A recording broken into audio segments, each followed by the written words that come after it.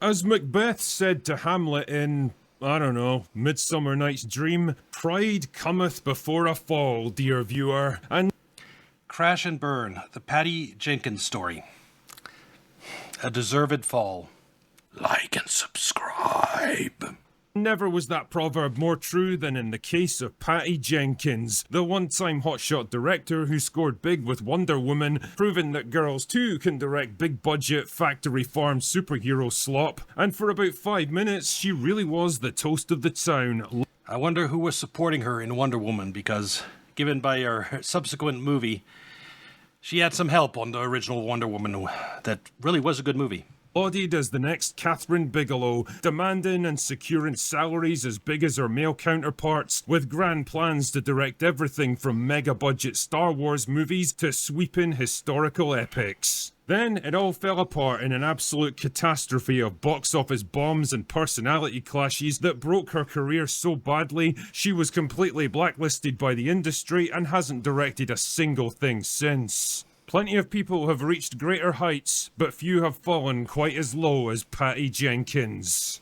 So let's find out how it happened, shall we? Yes. Jenkins was born in California in 1971, the daughter of an environmental scientist and a US Air Force pilot. Because of her dad's military career, the family moved around a lot in her early years before finally settling down in Kansas. From a young age, she took an interest in photography and filmmaking and worked as a camera operator throughout most of the 90s before one of her bosses suggested she try her hand at directing. Apparently, this was a good idea, and after graduating with a master's degree in directing, she immediately went to work on short films that attracted attention on the indie film festival circuit and helped to build her credibility as an up-and-coming director. The contacts she made in these first couple of years eventually allowed her to scrape together $1.5 million for her first feature film in 2003, Monster, about a street prostitute who becomes a serial killer. Lovely. Charlize Theron did the seemingly impossible and made herself look ugly, so you knew this was a very serious film, and ended up giving the performance of her career, bagging her one and only Oscar win in the process.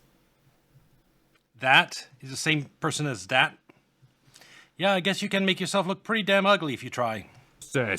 Monster was a critical and commercial hit that went on to make over $60 million, putting Jenkins firmly on the map. Well done, Patty. The only question was, what next? Well, her answer was to do fuck all. She toyed with various projects over the next few years, a biopic here, an off-kilter drama there, but none of them got off the drawing board. Opportunities waned, and when Jenkins fell pregnant, she retreated into TV work for the next decade, directing occasional episodes of shows like Entourage or The Killing. And that could just as easily have been the end of our story right there. A promising young director who struck gold with one... Why was there a Spider-Man scene just in the middle of no... What's this? Easily have been the end of our... a confused Spider-Man clip.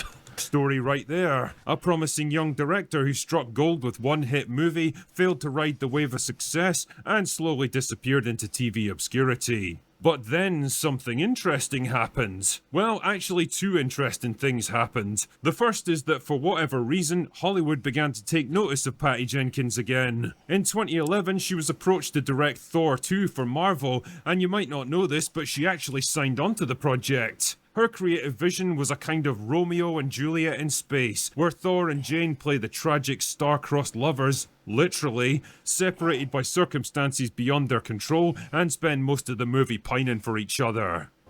Great plan. Thank you. Sure, okay. Yeah. As you probably guessed from the...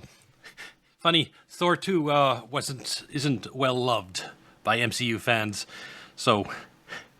probably would have still been worse. This brief description, this kind of tragic romantic drama wasn't exactly in line with Marvel's brand of quippy, action-packed, pop culture referencing superhero slop, and so the two sides were soon at odds with each other. Jenkins was starting to get cold feet, especially since this was her first theatrical movie in almost a decade, and a high-profile failure could kill not just her own career, but the prospects for other female directors in future. So she ultimately dropped out, citing creative differences. Again, this could have been the end of the road for her, a second chance at the big time that she chose not to take. But then the second interesting thing happens. In 2015, Jenkins was approached to direct the new Wonder Woman movie that was in development as part of Zack Snyder's DC universe, with Gal Gadot in the lead role. Unlike Thor 2, that she had never been super excited about anyway, Wonder Woman was exactly the kind of project she'd been looking for, and she threw herself into the work like never before. She was a natural fit for a movie like this, bringing a much needed feminine edge. Yeah, she did a good job on Wonder Woman. Even if she had help, she deserves credit for it. So what happened with Wonder Woman 2? To the character of Diana, and quickly understanding Gal Gadot's, limited acting range, never demanding more than she could deliver. Now, keep that in mind, dear viewer, because it'll be important later. Anyway, Wonder Woman ended up being a surprise hit, smashing box office expectations with over 800 million worldwide, shattering the prevailing wisdom that female-led superhero movies weren't commercially viable, and delivering a much-needed shot in the arm for the struggling Snyderverse. Holy shit, the girl had only gone and done it. After like 15 years in the wilderness, Patty Jenkins' time had finally come, and she was well and truly in the big leagues now. Before you knew it, people were tripping over themselves to snap her up. Kathleen Kennedy, always on the lookout for anyone without a Y chromosome, signed her on for Star Wars Rogue Squadron to great fanfare. One of the many projects she'd commissioned that ultimately went nowhere. Her new bestie Gal Gadot couldn't wait to work with her again either, and proudly announced that they were going to be doing a sweeping historical epic about Cleopatra together, with Gadot in the lead role. Right. Holy shit, man. The human mind can barely comprehend how amazing that movie would have been. First, though, they had to do a sequel to Wonder Woman, and this time around, Jenkins truly did want it all. She demanded directing and writing duties, not to mention a massive pay increase to put her on par with male superhero directors, and funnily enough, she got everything she wanted. Unlike the dour and serious World War I setting from the first movie, Wonder Woman 1984 would be a homage to the fads and excesses of 1980s culture, with Pedro Pascal playing a thinly disguised Trump allegory and Chris Pine returning through a bit of unsolicited body swapping. Everyone at Warner Brothers was thrilled, and expectations were riding sky high for this one. This was the movie that would truly cement Patty Jenkins as one of the real powerhouses in modern Hollywood. That is one big pile of shit. Yeah, so that didn't happen. Wonder Woman 1984 wasn't just a regular flop, it was an unmitigated disaster of biblical proportions, released while the world was still in the grip of the unspecified virus of unknown origin. Remember that? Remember COVID. losing like 2 years of our lives, getting arrested for sitting on park benches, and wearing fucking face nappies every time we went inside buildings and pretending it was normal? That was a crazy time, wasn't it? Anyway, even if the movie hadn't released in the midst of all this retarded bullshit, it still would have bombed. It was goofy and dated, laughable when it was trying to be serious, painfully oversaturated, with action scenes that made it abundantly clear Patty Jenkins hadn't directed a single second of the fight sequences from the previous film. Yeah, whoever was helping her with the fight sequences in the first film, guess they weren't around anymore. And lumbered with some of the worst acting ever seen in a movie ever. Remember how Jenkins was careful to work around Gadot's acting limitations in the first film and never asked for more than she could deliver? Well, that all went out the window in this movie. Somehow she convinced herself that Gal Gadot was capable of delivering powerful, heartfelt, emotional moments, and the results are just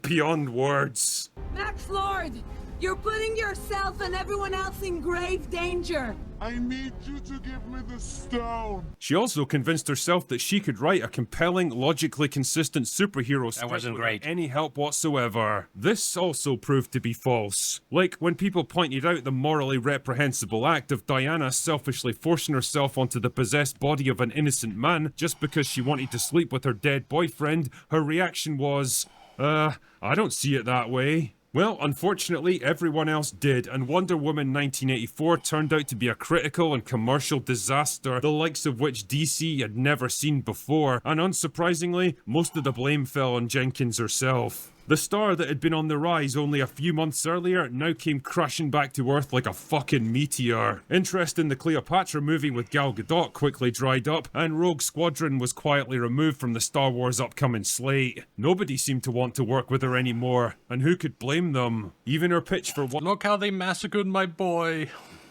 That's that scene from Godfather. Wonder Woman 3, that would have had Steve Trevor resurrected again, was rejected by Warner Brothers, who could probably see the writing on the wall with this one. When they politely suggested she try again with something different, her reaction was more or less, "Go fuck yourselves, I don't need you anyway." It was a completely unjustified meltdown that burned her one remaining bridge in Hollywood, and with that, her short-lived career as an A-list director was over. So what the hell's she up to these days? Well, not a lot as it turns out. In the 6 years since Wonder Woman 1984 got sharted out into the world, she hasn't directed a single movie or TV show and seems to have pretty much vanished into obscurity again. Who knows? Maybe 10 years from now she'll show up again and direct another triumphant comeback film, but something tells me it won't be happening. Pride really does cometh before a fall, and Patty Jenkins' fall was the kind you do not rise from again. Given how bad Wonder Woman 1984 was, I'd feel no sympathy for her.